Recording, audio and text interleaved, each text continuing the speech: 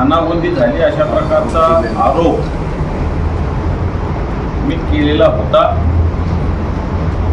आणि या आरोपानंतर भारतीय जनता पार्टी आणि सरकारमधील काही लोकांनी याचे पुरावे द्या अशा प्रकारची मागणी केली होती। मी आज हे पुरावे आपल्या माध्यमातून समोर आणणार आहे। त्यावेळेस मी 5च तक्रारीविषयी बोललो होतो, आता माझ्याकडे 6वी सुद्धा तक्रार आहे।